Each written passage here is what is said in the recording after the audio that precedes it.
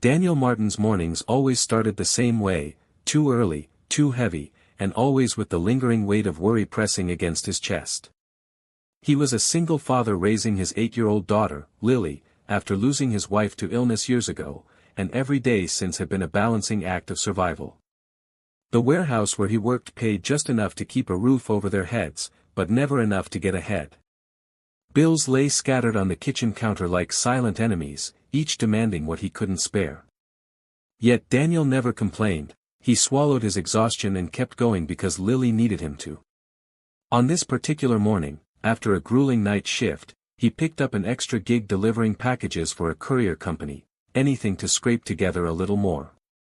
The last delivery on his route took him to one of the tallest, most polished office buildings downtown, a place where men and women in sleek suits moved with the confidence of people who had never once had to choose between paying the electric bill or buying groceries.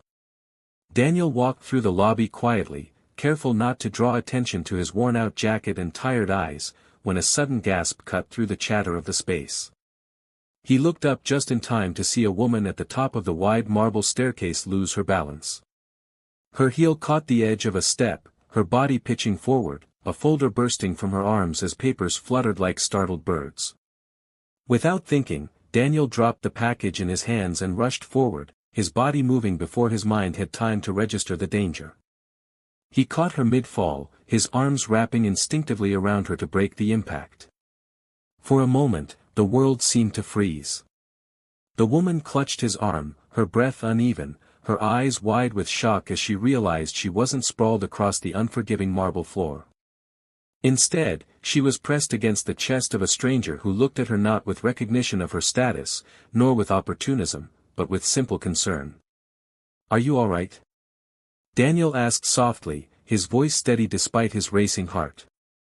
The woman blinked, shaken but unharmed, and for the first time in years, she felt something she hadn't allowed herself to feel, safe in someone else's arms. She nodded quickly, brushing off the embarrassment, but her gaze lingered on him longer than she meant to. He helped her stand upright, bent to gather the scattered papers, and handed them back to her with a small, almost shy smile. "Careful," he murmured, before picking up his package and turning to leave, as though saving her life was nothing at all. She wanted to call after him, to at least ask his name, but the words caught in her throat. As she watched his retreating figure disappear into the revolving glass doors, Elena Matthews, CEO of one of the city's largest tech firms, felt her heart race, not from the fall, but from the man who had caught her. She had spent years commanding boardrooms, leading with power and precision, yet in that brief, fleeting moment, she had been reminded of her own humanity, and of the fact that sometimes, destiny enters quietly, disguised as a stranger who simply refuses to let you fall. The week after her fall, Elena Matthews found herself distracted in ways she had never allowed before, her sharp mind wandering back to the stranger who had caught her as if her heart had imprinted the moment into her very being. She tried to push it aside, immersing herself in board meetings, strategy calls, and endless streams of numbers that defined her company's empire, but no matter how hard she worked, the image of his kind eyes and the quiet strength in his arms lingered in her thoughts. Who was he? Why hadn't she asked his name? For a woman who prided herself on control, the unanswered question unsettled her more than she cared to admit.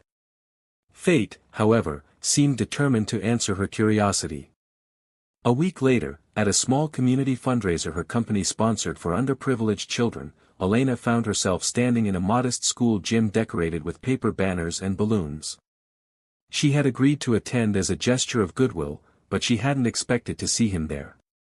Across the room, near a table of raffle tickets and homemade cookies, stood the man, Daniel, his worn jacket still carrying the quiet dignity she remembered, his hand resting protectively on the shoulder of a young girl who had his same brown eyes. Elena's breath caught as she realized he wasn't just a kind stranger, he was a father. Summoning courage that even boardroom battles rarely required, she walked toward him, her heels clicking softly against the floor. "You were the one who helped me the other day, weren't you?" she asked gently. Daniel looked up, momentarily startled, recognition flickering in his tired but warm gaze. "Yeah, I guess that was me," he replied with a modest shrug, as if catching a stranger mid-fall was nothing extraordinary. Before Elena could say more, the little girl piped up cheerfully, her voice carrying the fearless honesty of youth, "My dad's a hero. He always helps people." Elena crouched slightly to meet the girl's eyes, her heart softening at the brightness in them. "I believe that," she said with a smile, her gaze flicking back to Daniel, who looked both proud and embarrassed. In that crowded gym, filled with laughter and music, Elena felt a sense of grounding she hadn't experienced in years. She asked about Daniel's life, and though he tried to keep his answers simple, she could read the truth in the pauses between his words: the night shifts at the warehouse, the extra delivery jobs, the relentless effort to provide for his daughter since his wife had passed. Every detail made her respect him more. Here was a man who fought daily battles unseen by the world, a man whose strength was measured not by titles or wealth, but by sacrifice and love.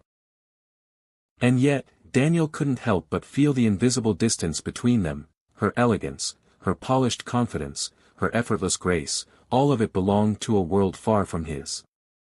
He didn't know who she really was, and she didn't correct him. For now, she let him see her not as the CEO of a tech empire, but as a woman drawn to the quiet heroism of a father who had caught her once, and now, without even realizing it, was beginning to catch her heart. Over the following weeks, Elena found herself weaving Daniel and Lily into her world in ways that felt both natural and intentional, though she kept her true identity carefully concealed behind a veil of simplicity. She visited the community center more often, always volunteering for projects that happened to overlap with his involvement, and sometimes she created opportunities for him through her company's charitable wing, offering small jobs that allowed him to earn extra money without wounding his pride.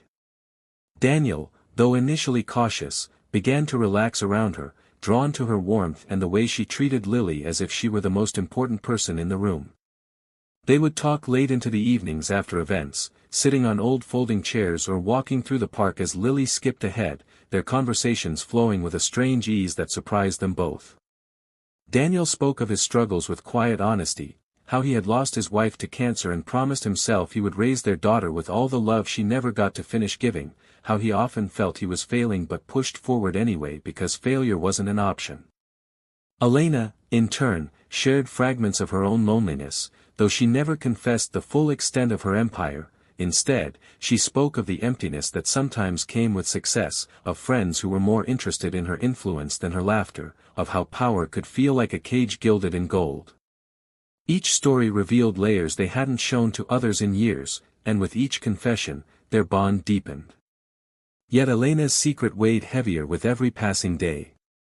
She wanted to tell him the truth, to see if his gaze would change when he realized she wasn't just a kind woman in a modest dress but the CEO of a billion-dollar corporation.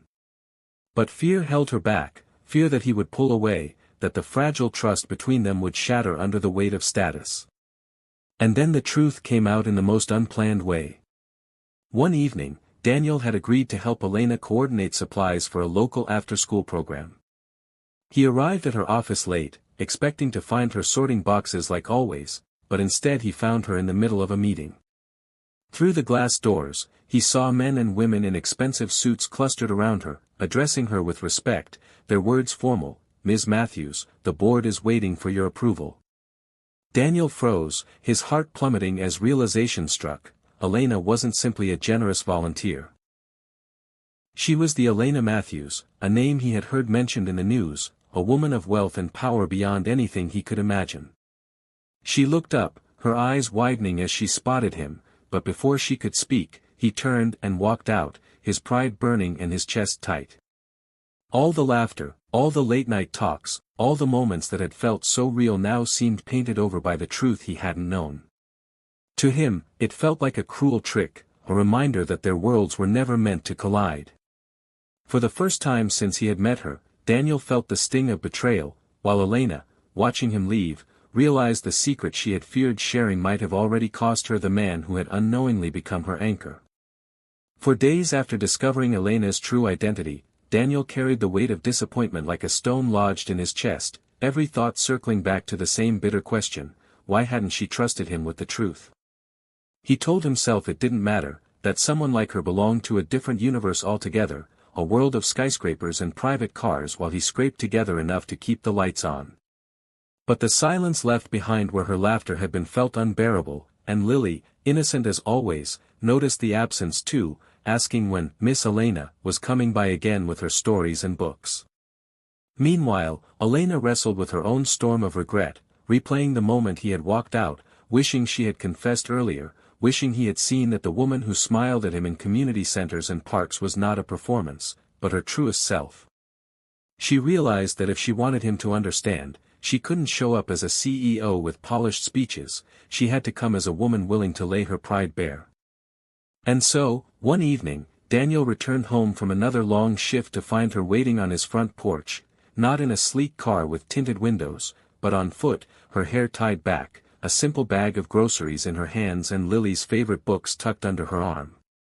"Daniel," she said softly when he froze at the sight of her, his instinct to turn away fighting with the ache of wanting to hear her voice. "I didn't tell you because I was afraid you'd see a title instead of me. But what I feel for you and Lily has nothing to do with who I am in an office tower. I care about the man who caught me when I fell, who works himself to exhaustion so his daughter never feels unloved. That's the man I can't stop thinking about." Her voice trembled, not with the power she commanded in boardrooms, but with the vulnerability of someone laying her heart on the line. Daniel's jaw tightened as he tried to hold on to his pride, yet the sincerity in her eyes chipped away at the walls he had built. Lily, who had peeked from the doorway, ran to Elena and hugged her tightly, and Daniel's resolve cracked further at the sight. He exhaled slowly, realizing that the truth didn't erase the moments they had shared, and maybe, just maybe, love wasn't about matching worlds but building a bridge between them. Stepping forward, he took the bag from her trembling hands and whispered, "I don't know if I can give you the kind of life you're used to." Elena smiled through her tears, replying, "I don't want that life without you." And in that quiet street, beneath the fading glow of a worn-out porch light, Daniel finally let go of the fear that he wasn't enough. He drew her into his arms, not as a CEO or a struggling father, but as two souls who had stumbled into each other's lives and chosen to stay. Elena had fallen down the stairs that day, but she now understood it had never been about the fall itself, it was about the man who caught her heart before it could hit the ground, and the love that proved stronger than status, pride, or fear.